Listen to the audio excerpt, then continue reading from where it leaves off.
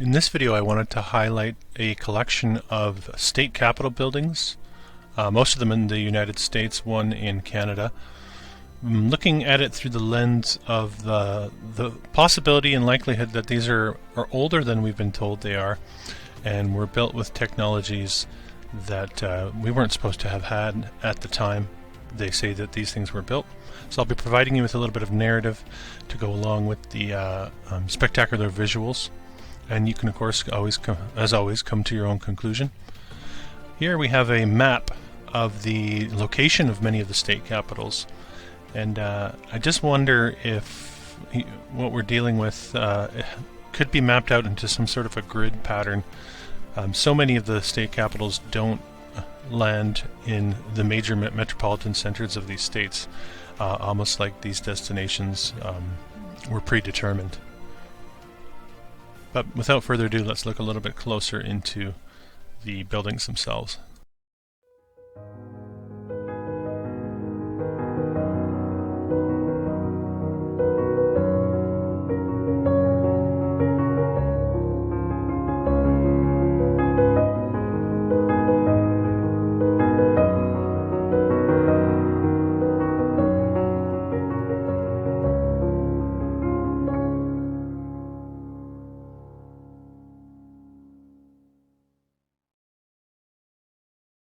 And we begin with Alabama, not the most spectacular structure, but a nice looking building nonetheless. You can see here Montgomery, built in 1850 to 51, so a 1 to 2 year time period. Very early time period according to the chronology that we're given about history, at a time when there's about 5,000 people living in Montgomery. And often the narrative will tell us that wings were added later on, and I'm sure in some cases they were. In other cases I have my doubts, as you'll see as we move forward. And I like this one because it's got a little fire narrative for us. It's got the capital that existed before this one only really stood for 2 years before it burns down. They say the current building, the one I just showed you, ends up completed in 1851. That's where I get the 2 year timeline for that. And of course they tell us the wings were added over the course of the next 140 years. Fairly vague, actually. You can see a view of the columns on the front here. You can also see a more modern statue, and it's quite crude looking, actually, as far as the quality of the statue itself goes when compared to many of the old world statue work that we've seen. We have just some views of the interior, the spectacular curved staircases going on here. There it is in our modern era. And an early rendering for us, a little glimpse into Montgomery, Alabama, when there was supposedly about 5,000 people, maybe more. Maybe this is a little bit later, but you're getting all the hallmarks of the old world here, even in the rendering with the wrought iron and the multi-storied structures, brick structures, stone structures. Very wide-looking street. I think they omitted the rail car, but pretty amazing building nonetheless. Here's the underside of the dome in all its perfection, built in the 1850s. This is what the one that burned down looked like, we're told. So it was built of that very high quality materials that we're used to seeing. Of course it burns down. I'm not sure how you burn through marble and stone and brick. Always seems to be the case. This was the first state capitol, we're told, in Tuscaloosa, built in 1826. Ends up burning down in 1923. Interesting part of the story here. Now this is a video done by my friend Mark over at Our Melted Reality. This is him touring the Capitol Park in Tuscaloosa. This is the location of that structure that's said to have burned down in 1923. And I certainly encourage you to check this out. He investigates it and finds some very interesting high heat effects going on with a lot of the materials that still seem to be left over. Certainly worth a closer look, and I'll put the link to that in the description. I think there's a lot more going on to the story here, but I thought I would include that. But even the ridiculousness of the fact that they built something like this in 1826 in Tuscaloosa when there's less than 2,000 people, it's ridiculous. Absolutely absurd as far as I'm concerned. We move on to Arkansas, the state capitol building in Arkansas, located in Little Rock. We're told it's a 15-year build time on this one, at a time when the population was approximately 50,000 in Little Rock, Arkansas. You get some early postcards that are depicting it looking like this, which I find interesting because it doesn't look like that. There's a lot of changes going on here. Some will tell you that this was a design for another state capitol and never used in Little Rock, but the story gets very confusing. And it's all worth consideration. The inconsistencies are what I'm trying to line up here for you in this video, just to get you scratching your head a little bit. And so the story goes, 1899, George R. Mann presented his drawings, won the competition, of course. It's always a design competition. This one he won for the Montana State Capitol. Mann ends up winning the competition despite the George Donaghy, the governor, or the future governor. Once he gets in as governor, this Donaghy fellow gives Mann the boot and decides to have Cass Gilbert finish the job for him. One of my favorite parts of these old narratives are that in some of these structures, this capitol was built on the site of the state penitentiary, and the prisoners that were supposedly housed in the penitentiary helped construct the building. And they just lived in the dormitory on the grounds. So believe that if you want. This is the state capitol building built by prisoners. And we do see that narrative come up quite often, actually, as you look a little bit closer into the old world. And as we move through this, I will be showing you some of the architects. I certainly encourage you to dive down those rabbit holes. You'll find all sorts of old world structures designed in a very short period of time. And we have a construction photo. And I have often mentioned how fake I think a lot of these look. There's a lot of problems about the photos, I think, that are worth consideration. The rubble in the foreground, how it's almost always the dome that is not quite finished, although everything else is pretty much finished. Even the windows often are not completed yet. That's one of those things where you need heat in a building, so you actually need to take a building to lock up. You need to close off all of those spaces so you can actually start finishing the interior. It's one of those parts of the narrative I think that's overlooked. So I typed in into the Grok AI animator, show me a state capitol building under construction at the turn of the century, and these are some examples of what I was given, and I find it very interesting how similar they look to the ones that we find that are supposedly the actual construction photos. And I realize that Grok would be using those photos to generate this image, but I think it's just an indication of how accurate these can be, suggesting that a lot of these appear to be faked for the benefit. And I often wonder how old these photographs are, even though they're sometimes given a timestamp, like this one. This is me just telling the AI to put a timestamp on the front of it, and you're getting a lot of similarities with the actual photos. So I suspect, and I wonder how old the construction photos were given are, and how fabricated this historical narrative is, and how beefed up the narrative may have possibly been down through time, especially as technology advanced, or how long has this technology been around, this AI type technology. These are all things to consider. And I say that because I do believe that these are fabrications, and we're getting a false, as a part of the false narrative, we're getting a depiction of a building that was actually finished, and we're getting a depiction of the building under construction, but I think it was actually finished. A lot of them will have only really a small handful of construction photos, and usually there's some sort of official source coming through the government sources or historical societies.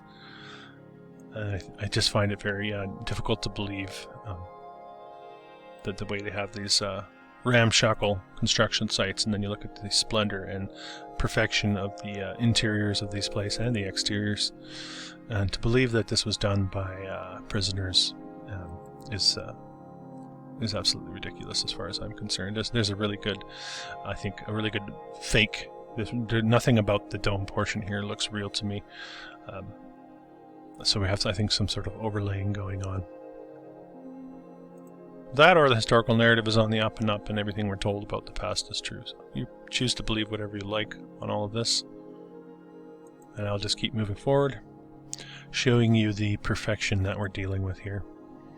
Here we can see some of the inmates on the roof of the building, supposedly under construction, looking more like there's a big mess in the foreground. And again, official construction photos. And then, of course, perfect interiors.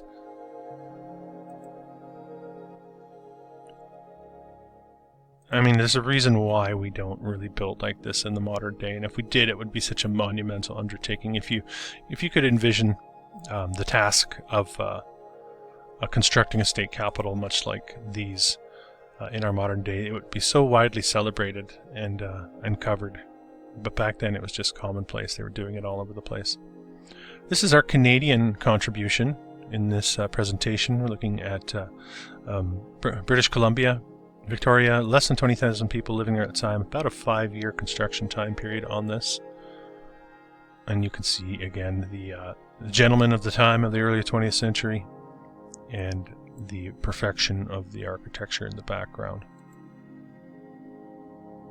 And I have been to this state cap or provincial legislature, as we call it here in Canada, and it's absolutely breathtaking.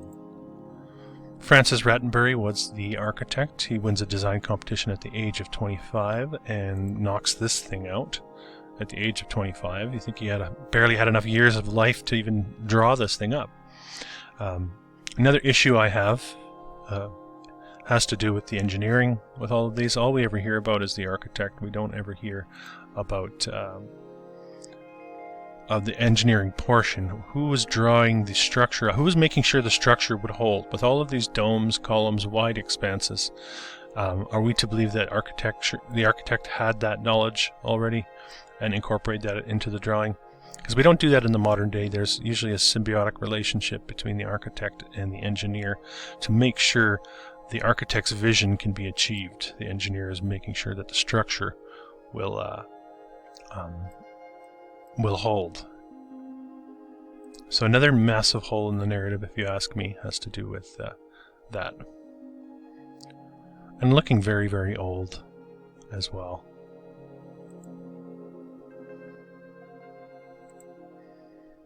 We move on to California. In Sacramento, at a time when the population of Sacramento was roughly 20,000 people, give or take. We're given 14 years to complete this thing. Starting in 1860, interestingly, Sacramento records a great flood in 1862. You can imagine the stage of construction that this building would have been at. You would have basically an empty hole, what looked like a pond or a lake. The amount of damage that a building goes through from season to season is something that we need to consider as well when they give us these timelines. Maybe not so much California, but the exposure to freeze-thaw cycles. The goal really on a lot of constructions is to make them weather-tight before the elements turn for the winter. So these things, after 14 years, would have gone through 14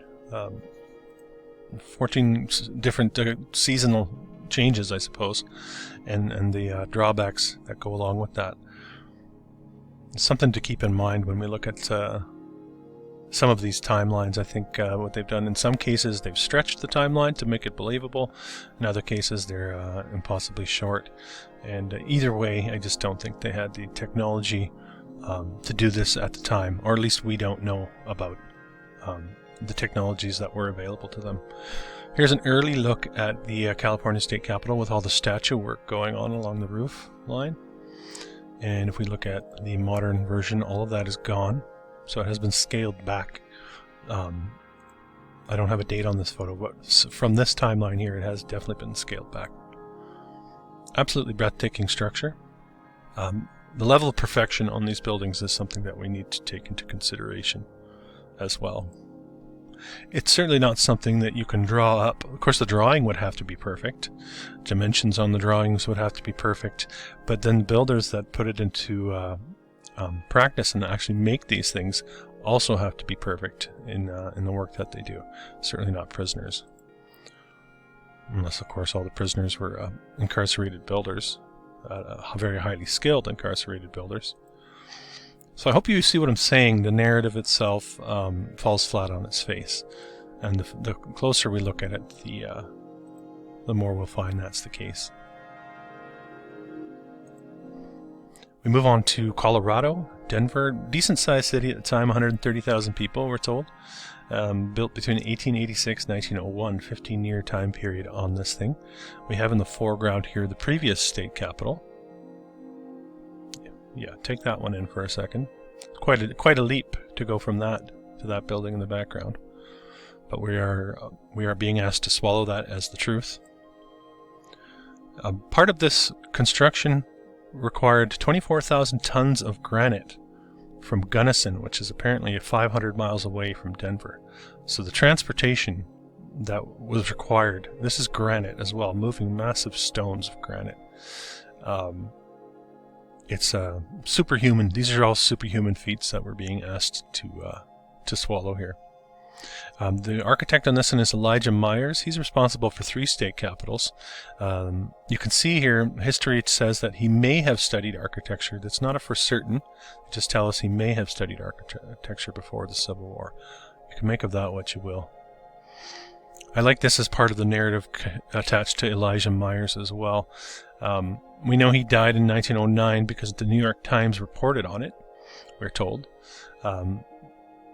There's only really one known portrait of the gentleman hanging in the Michigan State Capitol, and he was in an unmarked grave, apparently, until 2009, when they actually marked his grave. So this is relatively new narrative creation, as you can see here.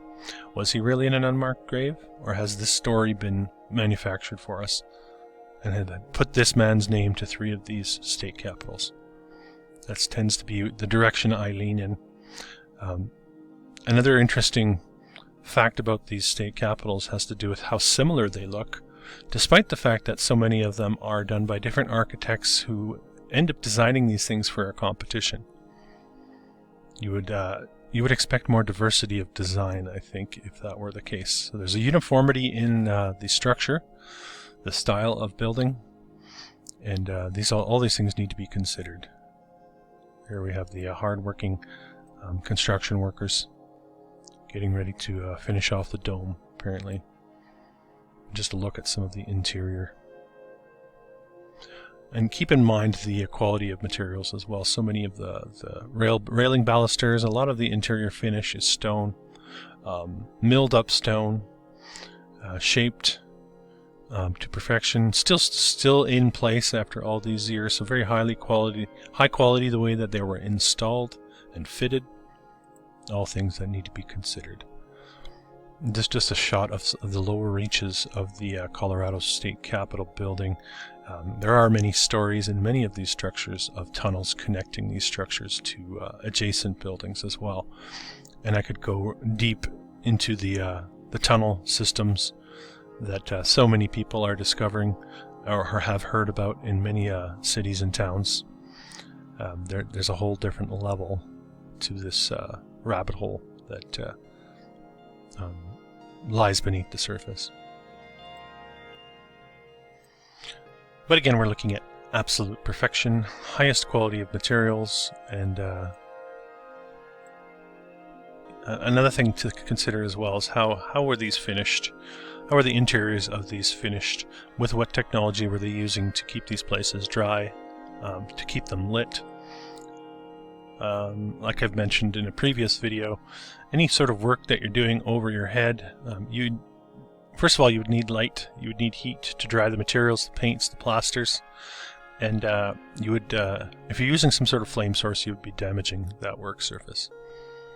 Something to consider before electricity really catches on. So I think it's clear that whatever technologies we're told these people had at the time, I think there's much more to the story. Something is being hidden from our perception. The Connecticut State Capitol in Hartford, 6-year build time on this, at a time when there's about 40,000 people living in Hartford, looking like something that you would expect to see in Prague or Vienna, but this would be in Hartford. Absolutely breathtaking structure, built in the 1870s. Certainly not my preconceived notion of the 1870s when I look at this structure. Hollywood has really done us a disservice in that regard. Intentionally, I would suggest. Strange story attached to this one too. We've got these two gentlemen, James Batterson and Richard Upjohn. Upjohn wins the competition for the design of the build. But Batterson becomes the builder on it, and it becomes a battle between the two. Batterson continues to undermine Upjohn's design as the build goes on. Apparently Batterson responsible for the dome portion. And I just do not buy that this was built through conflict between two gentlemen battling to design and build it. Making very little sense. I also have trouble believing any of this was milled up by hand, which it would have to have been in the 1870s according to the historical narrative that we've been given. Wonderful structure. And a lot of these cities I have covered, if you're interested in more architecture from these locations, take a look through my catalog, do a search for the city you're looking for, and very likely, if it's a good sized city in the States, I will have covered it. And there's a look at that dome area and the quality of materials, the perfection in the milling of these, and of course the statue work. I showed you a statue earlier in the Alabama State Capitol, and you can see a higher level of quality in these statues than that one, which would have come much later on. So there's Upjohn, the architect, hiding his hand, and Batterson, the underminer.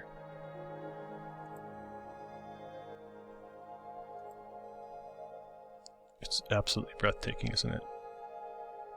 And here's the statue that used to sit atop. This is supposedly the Victory Lady, or Lady Victory. I think it linked with what we'll call Greek mythology, something along those lines. I think there's much more to that story as well, but you find this statue in a lot of different locations with the wreath. And this is the Winged Lady with the wreath. Moving on to Idaho, Boise, Idaho, built in 1905 to 1912, at a time when the population was just under 20,000 people. They decided to build a domed Capitol building. And again, very high level of quality of building materials going on here. You can see the marbles being used, the perfection of the floors. This one's designed by John Tortolot. And you can see his lifespan here. And I do think a lot of these architects, I think these are fictional characters in some cases, sometimes real characters where the buildings have been attributed to them. You can see here much of the material was scagliola. I have had that used as an argument against the difficulty of building these structures. As you can see here, they explain even using scagliola, which is a composite of selenite glue, natural pigments, and meant to imitate the marble look. Very difficult and laborious process, 15-step process, and if you don't get it right, you have to restart. So it's certainly not a time saver to use scagliola. And of course he uses 4 types of marble: red marble from Georgia, gray from Alaska, green from Vermont. Why not? Just start bringing the marble in to build your state capitol.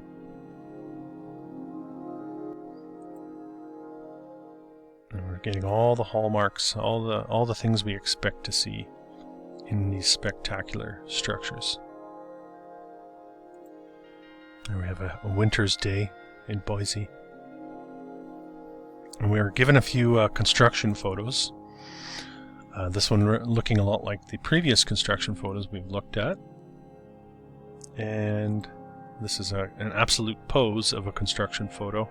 We've got construction workers working on the dome with shovels, apparently. Make of that what you will.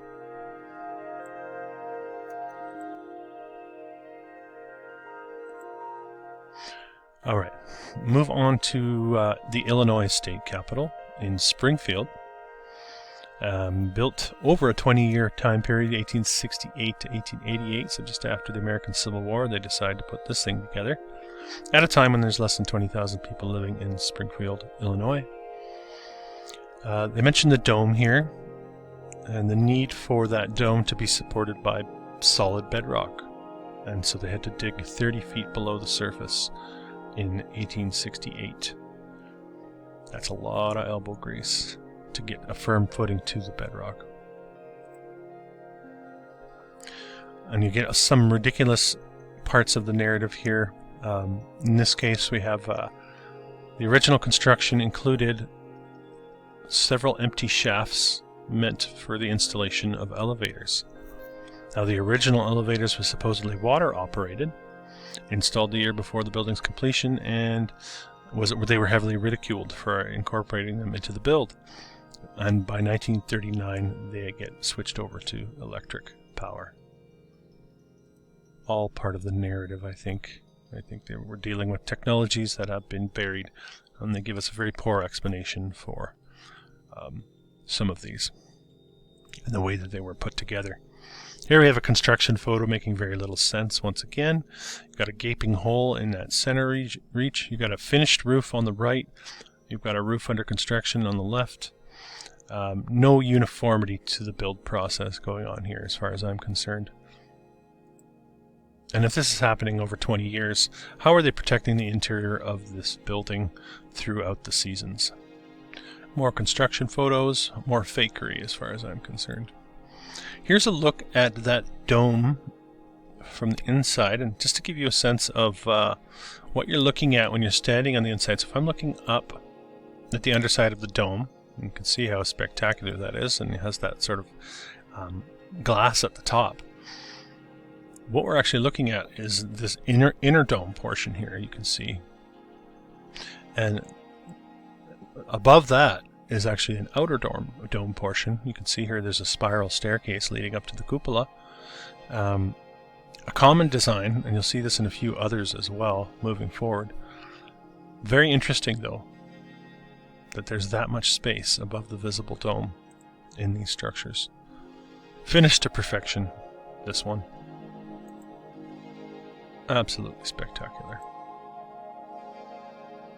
And remember, 1860s to the 1880s, we're told that this one's built.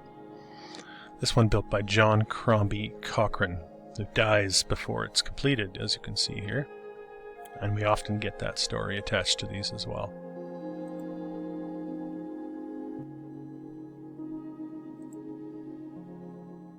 And again, the building materials all stone, very high quality metals, high quality woods, and stone, very intricate.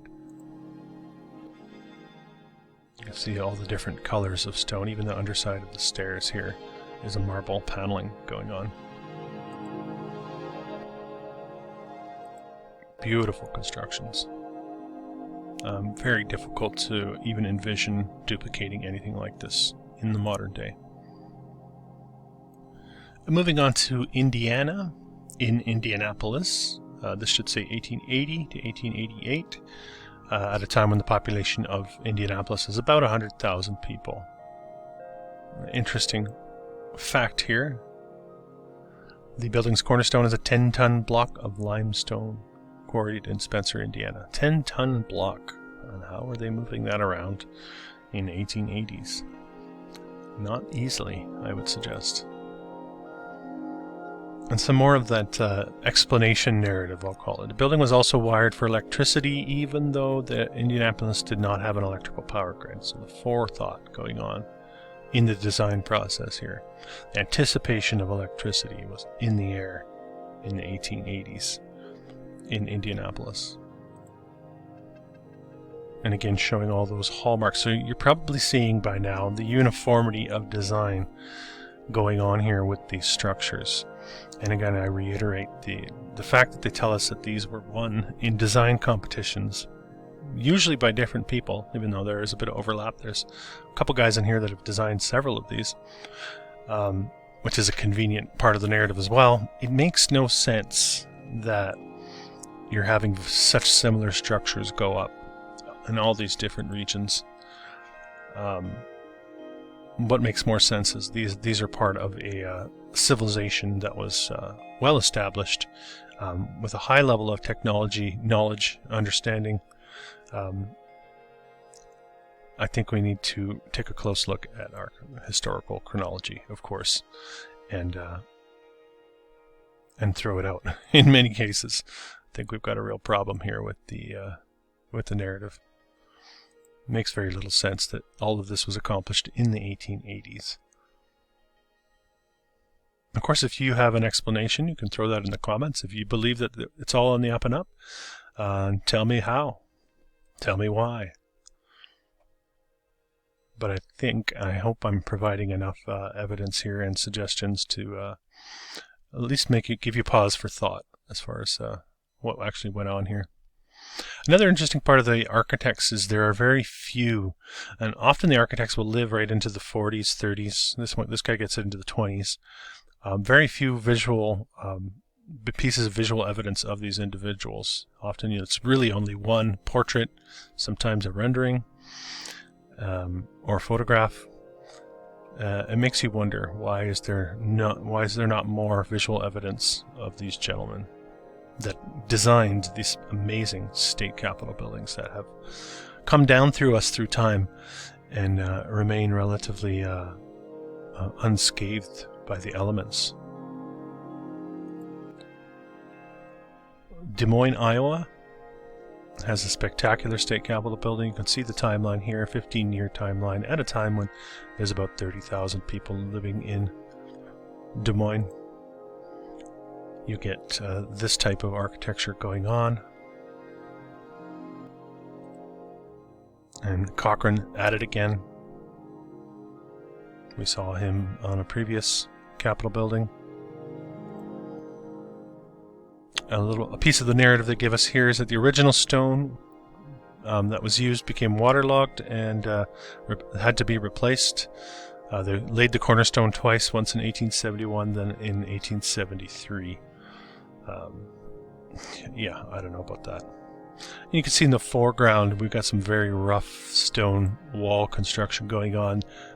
What you might expect from an early time period. And in the background we have this spectacular, perfect looking structure. 5 domes on the Iowa State Capitol building. This one has a fire narrative attached to it. You can see here in 1904 a fire started when the gas lights were being converted to electricity. As a result, there was a major restoration and they added electrical lighting, elevators, and a phone system. They just added elevators, did they? Because of the fire. It's quite a retrofit, if you ask me. I think they're a part of the original design. Again, one of those structures you would expect to see in one of those magnificent European cities, certainly not in Des Moines, Iowa. This is the library in Des Moines with its spiral staircase.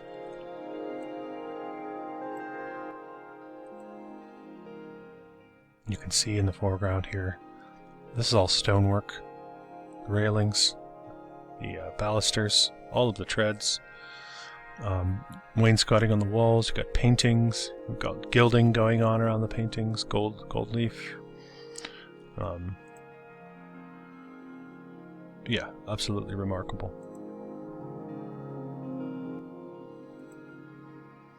And the gold dome as well. And they give us a construction photo, and the same applies. We've got a mess in the foreground, strewn about large stones, and we've got an unfinished dome that looks like it could have easily just been rubbed out, as far as I'm concerned. And the trolley car in the foreground in this early photograph. And I think I'll give you one more, and we will call this part one.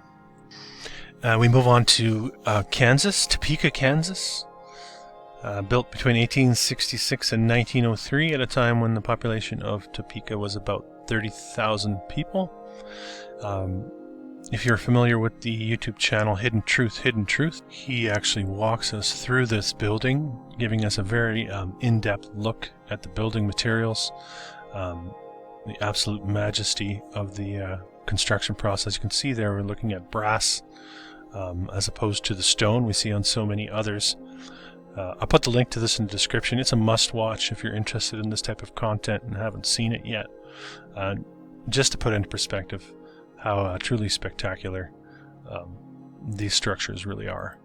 And I'm very grateful to him for doing that tour and providing us with that visual evidence up close. So we see an early look, very tall dome on this one, as you can see. Designed by Edward Townsend Mix, ends up dying in 1890, right around the time this one's completed, we're told. In fact, well before 1903. Apologies. And just a look at the underside of the inner dome. Again, this is one of those ones, and if you watch that Hidden Truth video I have linked, you will see him go above the inner dome to the outer dome region. I think I'll leave that for you. You can see the stairs here going up there. Quite remarkable, the construction on that. Now, this one I really want to illustrate a point here. The story with the Kansas State Capitol has it being built in 3 stages. We have a left wing, a right wing, and we have a central portion with the dome, all going on at different times. Here you can see they're probably trying to show us that this is being, the right wing is being constructed, and there's the left wing back there. East and west, apologies, not so much left and right. Let's read through this a little bit. We have the master architect, Edward Townsend Mix. The wings were designed by John Haskell, apparently. So they begin the east wing in 1866. The west wing begins in 1879, 13 years later. Eventually they get approval to construct the middle of the building. That begins in 1886, and then the contract for the dome was let in May 1889. So we've got 3 different phases of construction starting in 1866. So by 1870, really you should only have the east wing completed. Now here I have a bird's eye view map of Topeka, Kansas, off the Library of Congress website, which I'll also link down below. And you can see as we zoom in to Topeka, we have what's obviously a completed Capitol building.